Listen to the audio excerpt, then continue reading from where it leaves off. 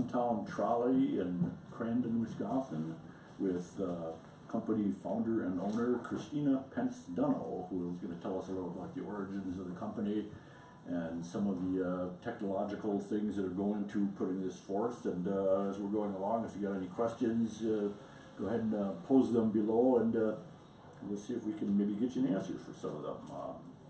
Kristina, how did you happen to be starting a trolley business here in Crandon, and why Crandon of all places?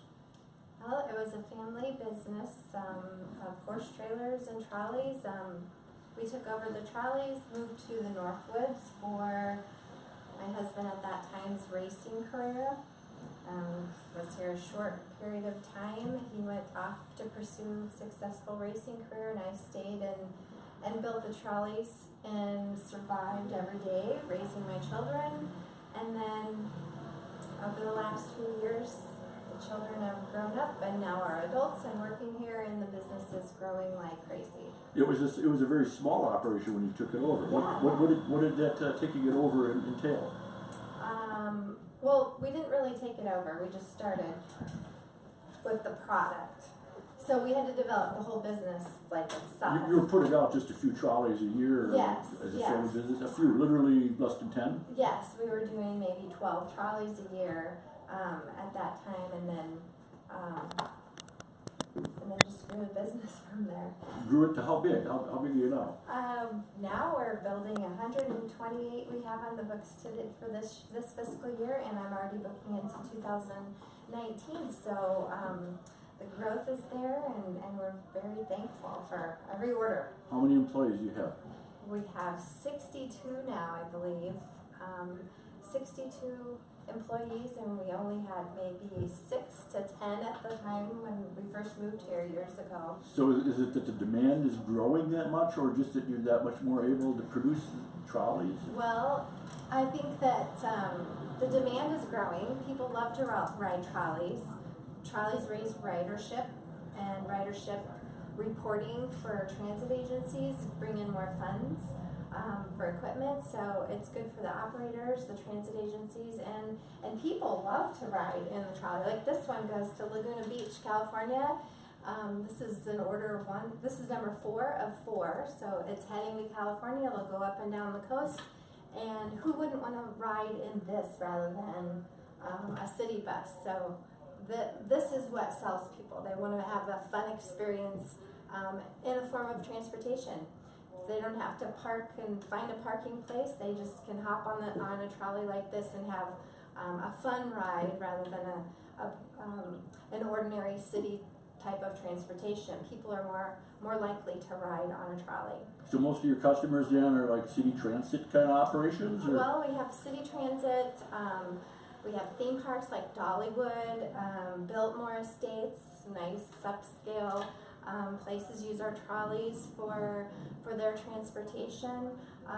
Tour companies, wineries, but a lot of city transit with historical areas. It'd be a great place for a wedding party. Weddings too. I forgot about that. We sell quite a bit to the limousine industry or wedding event planners that use the trolley with the rear porch in the back, like the conductor's part. Brides love to have their pictures taken with the trolleys in the back, and the whole nostalgic look goes along with the church and the dressed up, elegant, more so than it's a little bit of a different look than a limousine.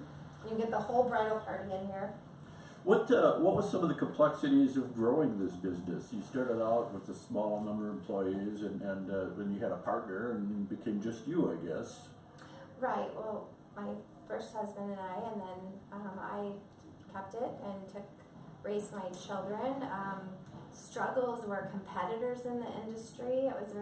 There was a time period where it was super competitive with pricing, and just the cash flow to make sure payroll was met every week and survive, and then well, you also have to, back in what we're talking the 90s, about 94, I guess, You're dealing with male suppliers in a business where most of the buyers are going to be male. Was that a challenge? Particularly back in the 90s? Yeah, sure, it was. It was definitely a male-dominated industry. There were females in transportation, but not in manufacturing vehicles, so it was hard to get everyone to take me seriously, that I knew what I was doing. But I've proven that, so I think we've passed that point. Is that because you learned what you were doing, or is it? Yes, hands-on learning. In fact, I even had to prove to my son not too long ago that I still can weld. So you know how to weld. The manufacturing process itself has changed here a great deal. Can you talk a little bit about that? Yes, actually, my son and Joey could be involved in that conversation. They have put their energies and brains into changing the process from stall built to rail track. Can we talk about that at all without tripping over the cord on our way over here? Is it? Yeah, let's talk about that. Can you get there from here? We'll try to talk while he's clearing the hurdle here. But for the most part, so here you are. You're running an operation and trying to feel your way as you're going and trying to gain respect in the business, because yes. I'll bet even today you're still the only female owner of this kind of company now. Yes, actually, I am the only female transit vehicle manufacturer on the FTA eligibility list. So there aren't any other women transit vehicle manufacturers. There are women in transit, and I've seen that growth take place over the last 20 years. There are a lot of women transit directors now, which is a good thing, because women are multitaskers and do a great job. Some of the changes you've had in that relationship has been a cultural change over the whole country, really. But yes. but you are also kind of a trailblazer in that regard. I think in my industry for the trolleys, yeah. In manufacturing is hard to make ends meet. It's tough, and it takes a tough person. And if you're a woman and making it, I mean, in manufacturing, great job, because I know firsthand how hard it is. Is she tough, Dustin? Oh yeah. This is Dustin Pence. What is your function here, Dustin? Aside from being my son Dustin, who grew up in the trolleys. COO and production manager, basically manage everything that's out on the floor and make sure that the day-to-day processes all get meet on our schedules. But he had to learn from the bottom forward too. When he came to work, he had to learn how to weld in the back and do woodworking and. Yep, I've been through every single department, so. Even purchasing. Yep, it's the only way to learn the entire process. Is she pretty tough boss? Sometimes. Doesn't have to be tough with you, of course, because you got her doll, right? How has the operation changed from your standpoint? You're responsible for a lot of technological changes that came about. What are we talking about when we talk about those changes? We talk about the changes in the vehicle as well as the production of them, or both? Yeah, well, innovation, we're always changing and adapting our products to meet all the expectations of the customers. So anywhere from Wi-Fi, they have now GPS, where when I started there was only probably one or two that had that. Now just about every trolley that comes through has all of the stuff on it. Well, you've had to do some things with, or you guys were innovators in making your vehicles handicapped accessible as well, right? Yep, over the last probably 4 years, we've been doing our low floor trolley, which is a heavy duty streetcar, we call it. And it runs downtown transit, and it's low floor, so the ramp flips out. People can just walk right on rather than going up the steps. And what has changed in terms of the production out here? This is all behind the camera, which we can't show you because our Wi-Fi signal is kind of poor, so we're a little limited. Sorry about that, folks. But if you do have some questions, do pose them, because we got the firepower here to answer them now. I think we would be in on the shop floor, but because we're in the middle of nowhere, we have no Wi-Fi in the building. Can you explain this trolley? This trolley is our Villager model, so it's a front engine. It's really a small trolley, 22 passenger. It does have ADA in the back with the hold downs, flip seats, so when there's not ADA passengers, you can put those rear seats down and then you get 24 people in here. It'll do a hop-on, hop-off service along the Laguna Beach area. the chassis? The chassis is a Ford gasoline, and this will get an LP system, so it'll be an alternative fuel. Open air It has open air, so these sections right here that are framed out are removable, and then there's a rain curtain that goes in, so you get the open air feeling in a nice climate like Laguna Beach.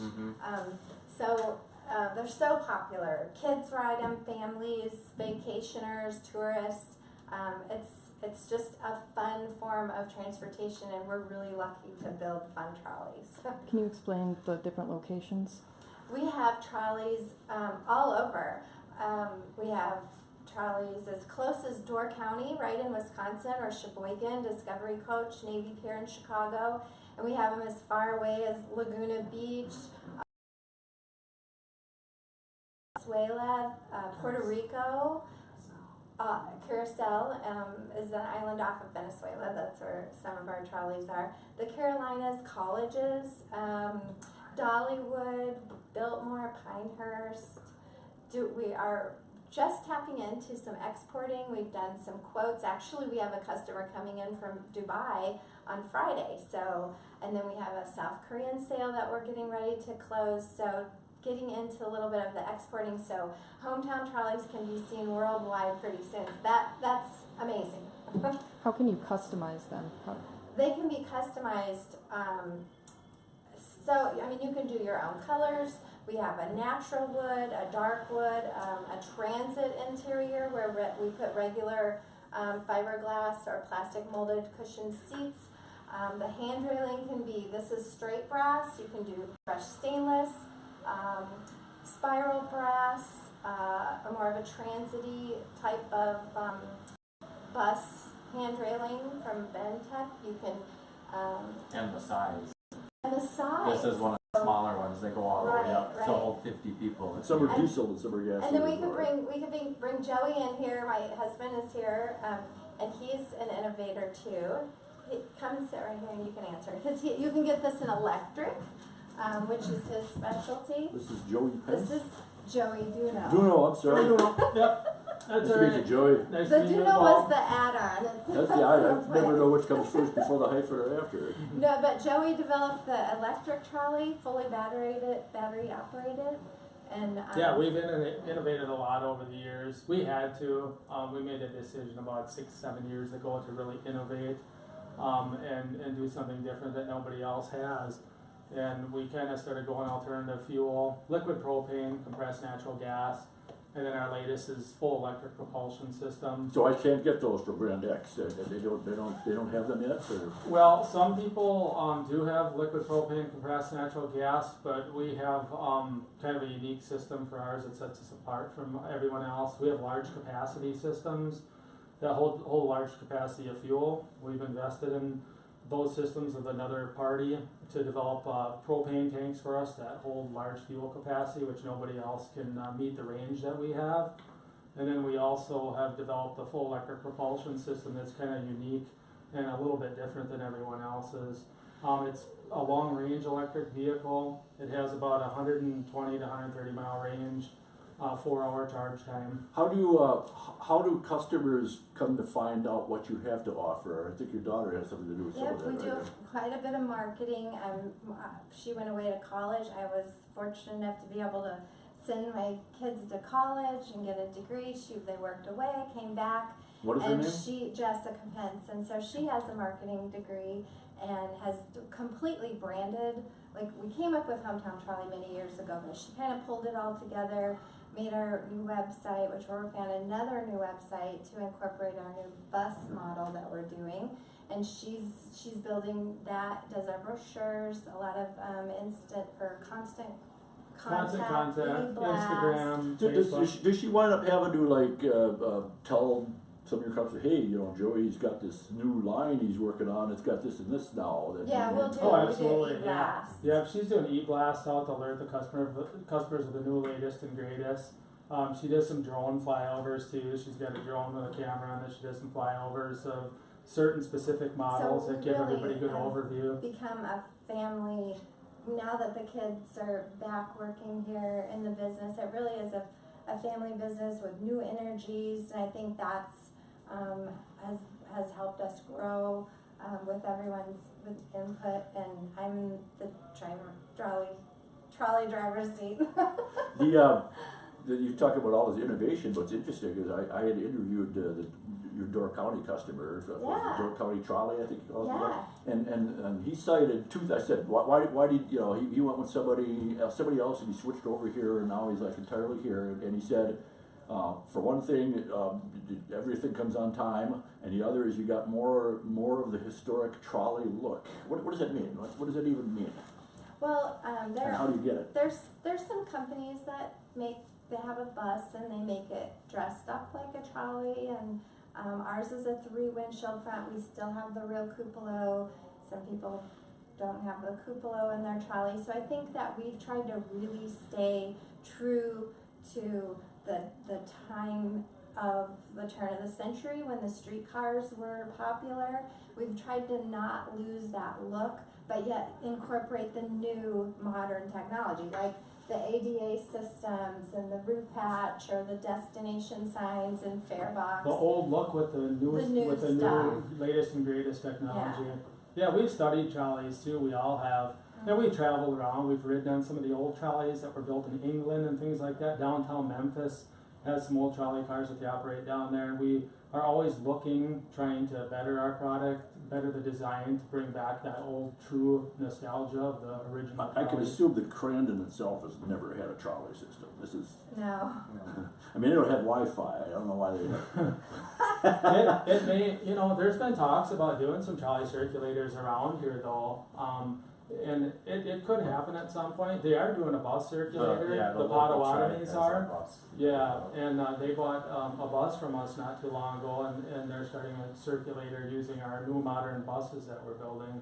Kristina, you told me earlier about how through the years as you were like learning to adapt to this business, I guess really that there's a lot of like criteria that you have to meet in order for some of your buyers get federal money to be able to supply themselves with transportation, and you have to meet certain criteria so that you qualify as a seller. Could you talk about some of that at all? Well, in the beginning, we had a sole distributor who basically sold the trolleys, and I broke away from that in the early 2000s and did my first bid for Navy Pier, which was huge. So a lot of FTA guidelines and certifications, everything is Altoona tested.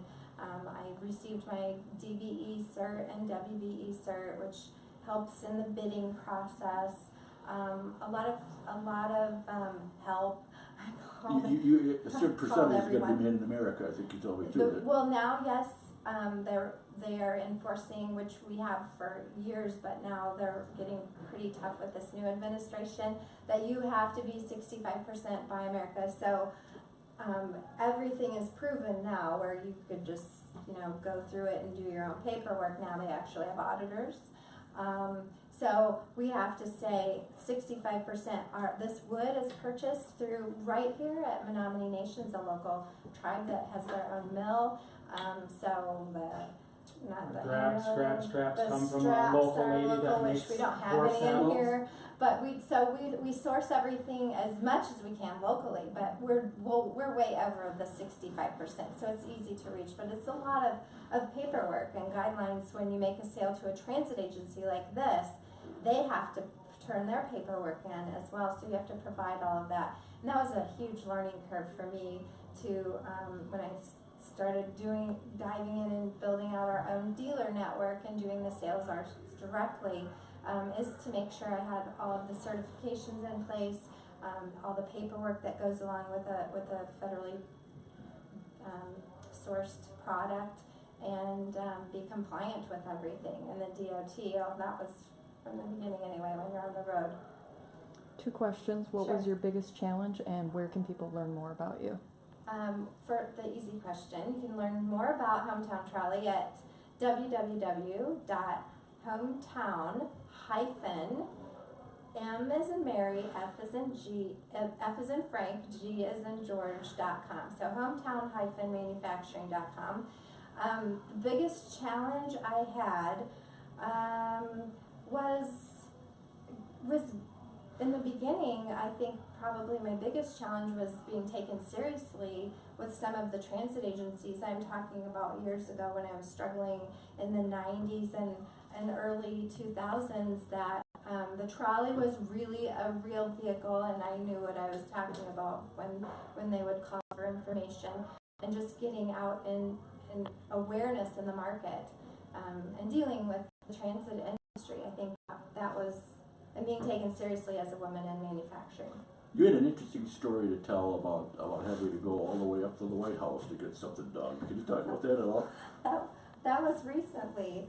So with winning the SBA, the Wisconsin Small Business Person of the Year, I've gotten a little bit of recognition of that we are who we are here, and had a lot of struggles with answers from the FTA, Federal Transit Administration, and so I was so frustrated because our deadline was coming and we weren't getting an answer. We have to deliver, and so I one evening was typing a letter on a form I found on the White House website that you could click an agency. So I clicked the FTA, typed out my problem, and within a couple weeks I got an email that said that they read my response and sent it to the appropriate agency. And within a couple hours of that email, I got a call and actually got my answer, and we were able to save our contract.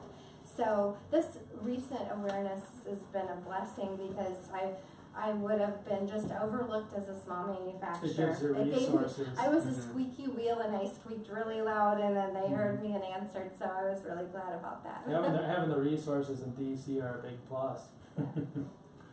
There's a lot more, as she said, that you can get off of the website. Let's have that one more time.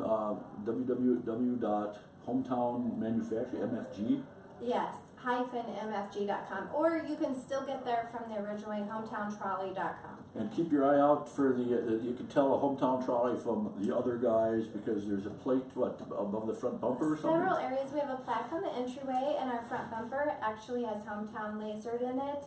And then there's always the VIN tag on the top that says manufactured in Crandon, Wisconsin by Hometown Trolley. So keep your eye out for your local transits. If they operate a trolley bus, see if it's one of the good guys ones, or brand names. Good guys.